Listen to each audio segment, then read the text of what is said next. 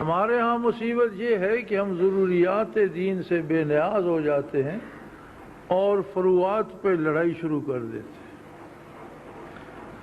ان باتوں پہ جن کی کوئی حیثیت نہیں ہے، مستحبات میں بھی جو نہیں ہے، محض فروعات ہیں، ان پہ لڑائی ہوتی ہے، اور جو چیزیں فرض ہیں اور جو چیزیں بنیاد ہیں دین کی، ان کو ہم فراموش کر دیتے ہیں۔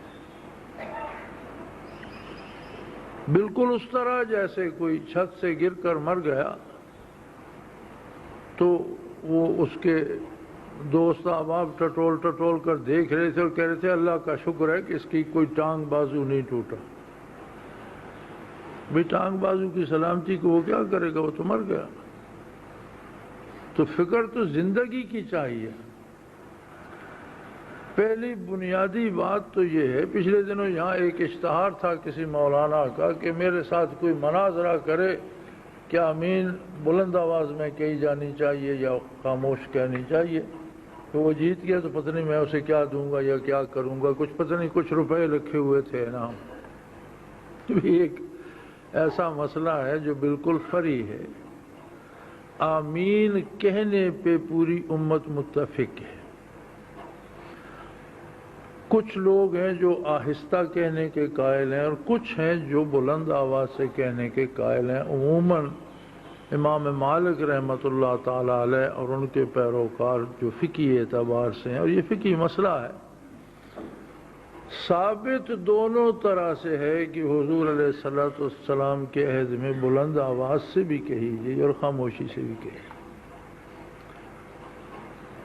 حنفی کہتے ہیں کہ پہلے بلند آواز سے ہوتی تھی لیکن آخر میں حضور نے خاموشی سے پسند فرمائی، لہذا یہ افضل ہے، صحیح وہ بھی ہے لیکن یہ اس سے بہتر ہے، ترجیح کا ہے اس میں۔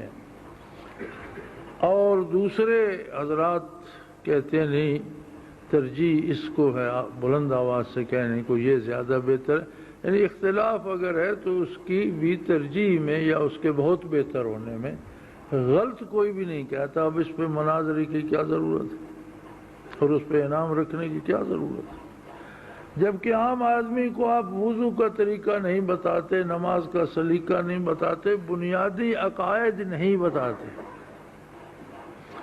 کہ اللہ کریم کے ساتھ ہمارا ایمان کس طرح ہونا چاہیے، فرشتوں کو کس طرح مانا جائے، آخرت کا عقیدہ کیا ہے، نبوت و رسالت کیا ہے، اسے کس طرح مانا جائے۔